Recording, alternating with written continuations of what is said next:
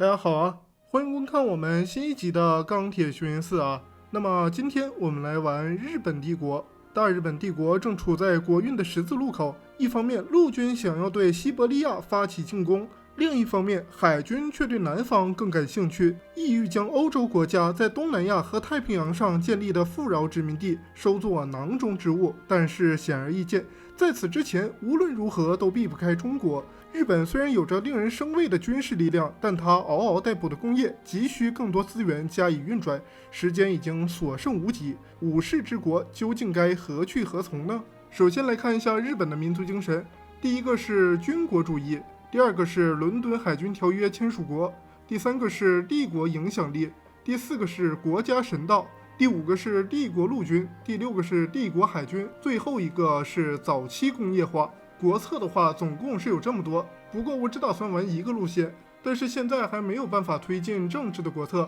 所以我们就先来选择一个能选择的国策。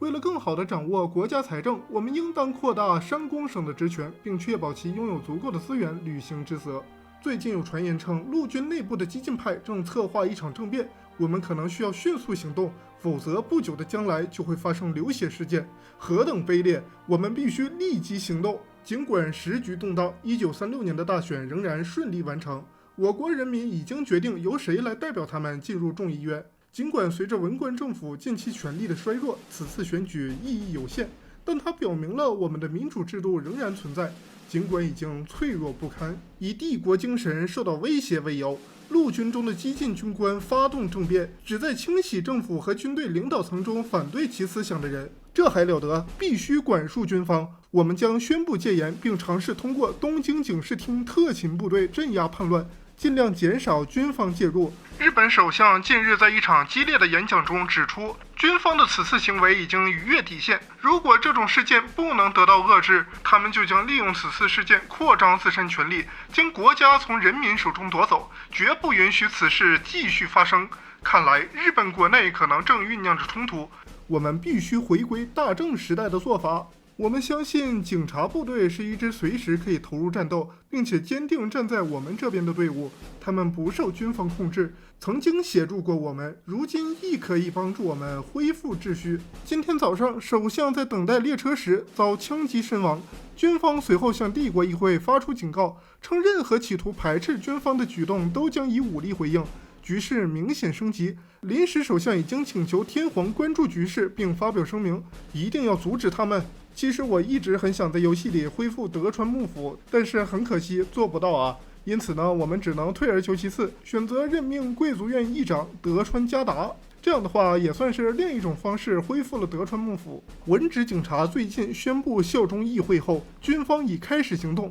准备与政府忠诚的部队发生冲突，试图在内战来临之前夺取地方控制权。我们必须尽快采取行动，镇压叛乱，立即派遣警视厅前往东京。为对抗军方日益做大的影响力，我们不能继续党派内斗，共同推动日本走向光明未来。皇室中也有许多人反对军方的做法，我们应该寻求他们的支持，协助我们将军方势力逐出政府。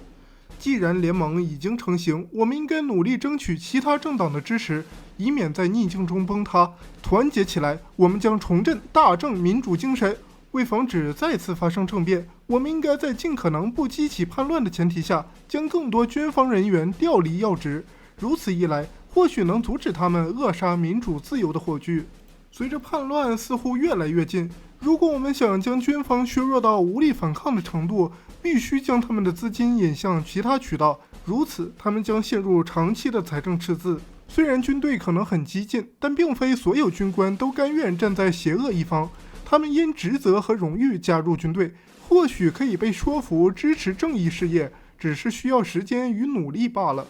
万恶的治安维持法促成特别高等警察的成立，自前首相公开反对他们以来，他们一直以军方的名义肆意破坏。该法案阻碍了民主进程，将多项民主原则和组织定为非法，是时候投票废除这万恶之源了。得知颇具争议的治安维持法被废除的消息后，驻守大阪城的军队向城外政府军开火，看来他们不会轻易让步，宁可撕裂国家的团结，也要维护他们的霸权。我们必须阻止他们复兴大正之风骨的时机来了。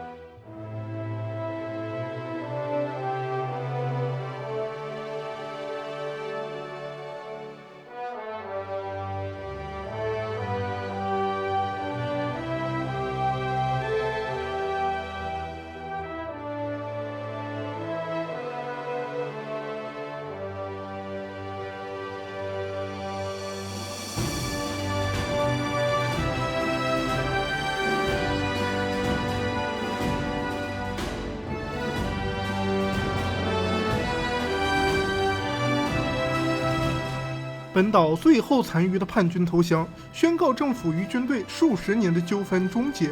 国土受创。然而，此乃日本人民新生的开始。敌寇仍然在海外潜伏，然而当下应该以复兴为重，腐败势力祭除，政府现拟举行首届大选。我们重新掌握了未来。内战终结，现在是时候着手重建并回归我们的民主传统了。自明治维新以来，我们首次举行没有军方和腐败干预的选举，让人民决定自己的未来。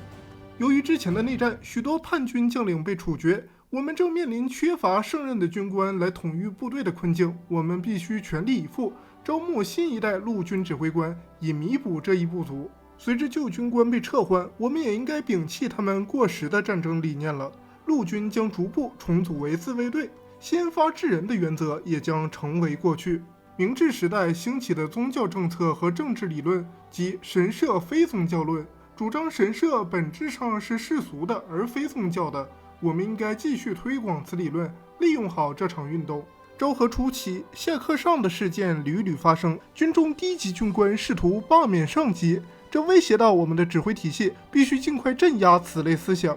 若不提拔有才能者来担任适当职位，国家将难以高效运作。是时候根除官员空降的传统，为国家的利益推行任人唯贤的制度了。城市的发展应该围绕4大功能展开：居住、工作、交通和娱乐。许多建筑师提出一种新型城市设计理念，他们称之为新陈代谢运动的一部分。我们应该推广此理念，以改善全民居住环境。虽然我们至今奉行民本主义的学说，但真正的民主应该属于人民，毕竟主权在民乃法律原则，而民本主义则更加强调君主主权。我们必须将这些新理念写入宪法，应该鼓励受欢迎的贵族院议长德川幕府的继承人德川家达组建新内阁，以推动新宪法的制定。届时我们将不再有临时首相，乱局前的秩序终将恢复。我们认可并尊重我国皇室的历史地位，然而威权主义在我们致力于建设的新日本中没有立足之地，因此我们将保留新天皇作为象征性领袖，但其权力将如同许多西方立宪君主国家那样，受到宪法的严格限制。天皇仍然是我们国家重要的象征，但若让其为所欲为，仍然可能威胁我们的民主。必须努力限制宪政下君主的权利，以确保民主价值不再丧失。随着国家重归和平繁荣，现在该兑现承诺了。我们应该确保在新日本，所有公民的自由都能得到保障，并开始制作宣传民主理念的新电影。国内的政治派系为争取天皇支持而互相攻击，这已经造成了严重的后果。如今政府再次全面掌握局势，是时候巩固实权，让内部派系明白不可轻视我们。关东军自内战后便与政府断绝联系，同时控制了满洲，当地人民仍受专制压迫，亟待解救，是时候完成未竟的事业了。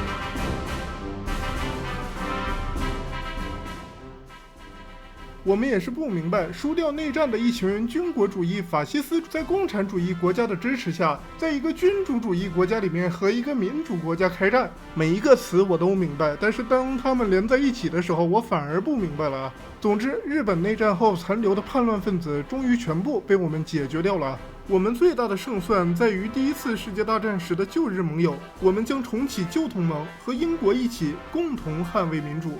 首先的任务就是把意大利从东非驱逐出去。